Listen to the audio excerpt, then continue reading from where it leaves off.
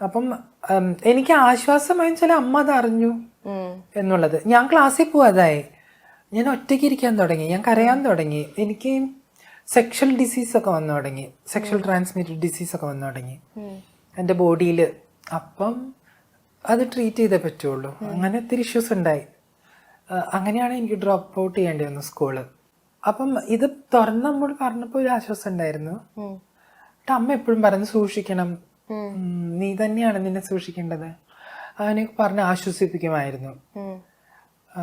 അപ്പം അങ്ങനെയായിരുന്നു അമ്മയോടുള്ളൊരു കോൺവെർസേഷൻ ആയിരുന്നു കുറച്ചും കൂടിയും ആശ്വാസം ഉണ്ടായിരുന്നത്. വേറെ ആരും ഇല്ലല്ലോ അങ്ങനെ. ഞാൻ നേരത്തെ പറഞ്ഞ പോലെ എന്നെ തിരിച്ചറിയാൻ പറ്റുന്ന, ഇപ്പം ഇന്നത്തെ പോലെ ടെക്നോളജി ഇല്ല, social media, Facebook, WhatsApp, email, Google ഒന്നുമില്ല. എൻ്റെ പാഠപുസ്തകത്തിൽ എന്നെ പറഞ്ഞു തരാൻ ആരുമില്ല, അല്ലെങ്കിൽ എന്നെ മനസ്സിലാക്കുന്ന എൻ്റെ ടീച്ചേഴ്സ് ഇല്ല, എൻ്റെ സുഹൃത്തുക്കളില്ല, മീഡിയ ഇല്ല, ഒന്നുമില്ല. അപ്പം എനിക്ക് ഒന്നും ചെയ്യാൻ പറ്റില്ല. ഭയങ്കര ഒറ്റപ്പെട്ട ഒരു ഞാൻ മാത്രമല്ല, എൻ്റെ സമൂഹം മുഴുവൻ സമയം കാലഘട്ടങ്ങളിൽ ഒറ്റപ്പെട്ടതായിരുന്നു.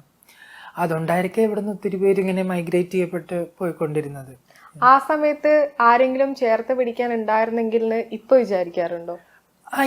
ഡെഫിനറ്റ്ലി. ഇപ്പം എനിക്ക് ആകെ ഉണ്ടായിരുന്നത് എൻ്റെ വീടിനടുത്ത് തന്നെ എന്നെ പോലെ ഒരു ട്രാൻസ് സുഹൃത്തുണ്ടായിരുന്നു. ഞങ്ങൾ ഒരുമിച്ചായിരുന്നു സ്കൂളിൽ പോയിക്കൊണ്ടിരുന്നത്. നിങ്ങൾക്ക് എങ്ങനെ മനസ്സിലായി? അത് എൻ്റെ ആന്റിയുടെ വീടിന്റെ അവിടെ താമസിക്കാവുന്നത് ഇവര്. ഞാൻ എൻ്റെ വീട്ടിൽ അമ്മയൊക്കെ സഹായിക്കും. ഞാൻ ഡിഷസ് ഒക്കെ വാഷ് ചെയ്യും, പൂക്കള് ഗാർഡനൊക്കെ നോക്കും. അപ്പോൾ ഒരു ദിവസം ഞാൻ ഡിഷസൊക്കെ ഇപ്പോൾ വീടിന്റെ പുറത്ത് വാഷ് ചെയ്യുമ്പോൾ ഒരു അമ്മയും കൊച്ചും വരുന്ന. അപ്പം ആ അമ്മ എന്നോട് ചോദിച്ചു, കൊച്ച് അമ്മേനെയൊക്കെ സഹായിക്കോ, ഡിഷൊക്കെ വാഷ് ചെയ്യോ? ഞാൻ അമ്മയെ സഹായിക്കോ. അപ്പൊ പറഞ്ഞു, ദേ ഇയാള് അതൊക്കെ ചെയ്യുന്നു പറഞ്ഞു. അപ്പൊ ഞാൻ ആണോ എന്ന് പറഞ്ഞു. ആ സമയത്ത് ഈ ആൺകുട്ടികൾ ഈ വീട്ടുജോലി ചെയ്യുന്ന എന്തോ ഒരു അപകടമായിട്ടാണ് വീട്ടുകാരൊക്കെ നോക്കിക്കൊണ്ടിരുന്നത്. പക്ഷെ ഇത് അവരുടെ കണ്ണിലെ ആൺകുട്ടികൾ എന്നുള്ളത്, പക്ഷെ നമ്മുടെ ഉള്ളിൽ ആ ഫെമിനിറ്റി തന്നെയാണ്. അപ്പൊ ആ കുട്ടീനെ കണ്ടപ്പോ എനിക്ക് ഭയങ്കര സന്തോഷമായി. അപ്പൊ ആ കൊച്ചിന്റെ അമ്മ പറഞ്ഞ് നന്നായി ഡാൻസ് ചെയ്യുന്നൊക്കെ പറഞ്ഞു. അപ്പൊ ഞാനും ഡാൻസ് ചെയ്യും. അങ്ങനെ ഒരു താമസമാക്കി ഞങ്ങൾ ഒരുമിച്ചായിരുന്നു സ്കൂളിൽ പോയിക്കൊണ്ടിരുന്നത്. അപ്പം ഞങ്ങൾക്ക് നേരിടുന്ന ഇഷ്യൂസ് എന്ന് പറഞ്ഞാൽ സെയിം ആണ്, സിമിലർ ആണ്. ആ കൊച്ചിനെ ആരെങ്കിലും കളിയാക്കും, ഉപദ്രവിക്കാൻ ശ്രമിക്കും, എനിക്ക് അതുപോലെ. അപ്പൊ ഞങ്ങള് പരസ്പരം കാണുമ്പോ അങ്ങോട്ടും ഇങ്ങോട്ടും ഇതൊക്കെ തന്നെ ഷെയർ ചെയ്തോണ്ടിരുന്നത്. ആ ഒരു ആശ്വാസം എവിടേക്കും ഉണ്ടായിരുന്നു ആ ചൈൽഡ്ഹുഡില്. പിന്നെ എനിക്ക് അമ്മ എപ്പോഴും സപ്പോർട്ടീവ് ആയിരുന്നു. സപ്പോർട്ടീവ് എന്ന് വെച്ചാല് എന്തെങ്കിലുമൊക്കെ ഇഷ്യൂ വന്നാൽ പറയുന്ന ഒരു സ്വഭാവം അമ്മയുടെ അടുത്തുണ്ടായിരുന്നു. പിന്നെ പപ്പയ്ക്ക് ഒട്ടും ഇഷ്ടമുണ്ടായിരുന്നില്ല എന്നെ. പപ്പ എപ്പോഴും മമ്മീനെ ബുള്ളിയും ചെയ്തിരുന്നു ഒത്തിരി. ഈ ബുള്ളിങ് എന്ന് പറയുന്നത് വെർബലിയുള്ള ബുള്ളിങ് ആയിരുന്നു. അപ്പം ഇങ്ങനെയൊക്കെ പറയും, ഞാനൊരു പുരുഷനാണ്, എനിക്കിങ്ങനെ ആണും പെണ്ണും കെട്ട കുഞ്ഞൊന്നും ഉണ്ടാവില്ല, ഇത് നിനക്ക് മറ്റാരിൽ നിന്നുണ്ടായ കുഞ്ഞാന്നൊക്കെ പറഞ്ഞിട്ട് അമ്മേനെ ബ്ലെയിം ചെയ്യും. അത് ചെയ്തത് കേൾക്കാറുണ്ടായിരുന്നു. അതുകൊണ്ട് ഞാൻ എൻ്റെ സകടകൾ അങ്ങോട്ട് പറയാറില്ല.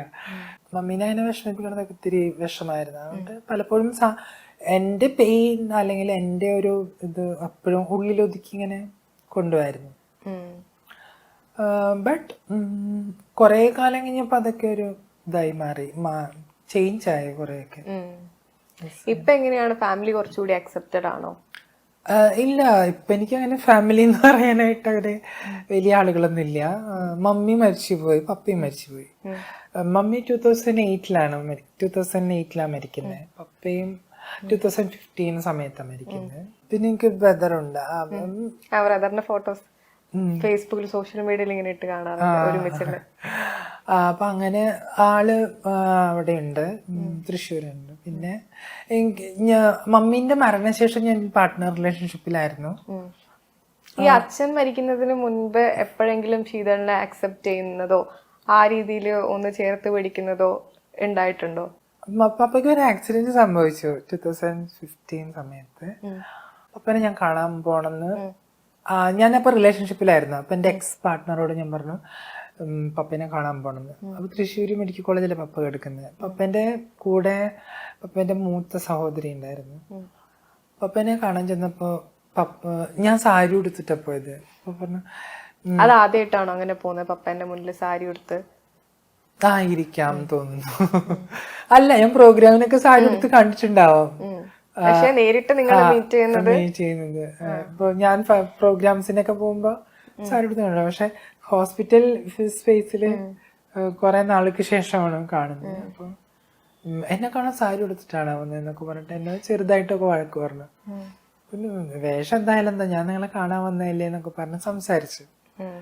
അവിടുന്ന് ഒരു 1 വീക്ക് കഴിഞ്ഞു. പപ്പ ഹോസ്പിറ്റലാണ്, ഞാൻ വീട്ടിലാണ്, എൻ്റെ താമസ സ്ഥലത്താണ്. അങ്ങനെ പപ്പ എന്നോട് ഒരു ദിവസം മൂത്ത ആന്റിയുടെ ഫോണിൽ നിന്ന് എനിക്ക് കോള് വന്നു. പപ്പ എന്നോട് സംസാരിക്കണം എന്ന് പറഞ്ഞു. ഓ റെഡി എന്ന് പറഞ്ഞു. പപ്പ എന്നെ വിളിച്ചിട്ട് പറഞ്ഞു, നിന്നോട് ചെയ്തതൊക്കെ എനിക്ക് വിഷമായിട്ട് ഇപ്പം തോന്നുന്നു.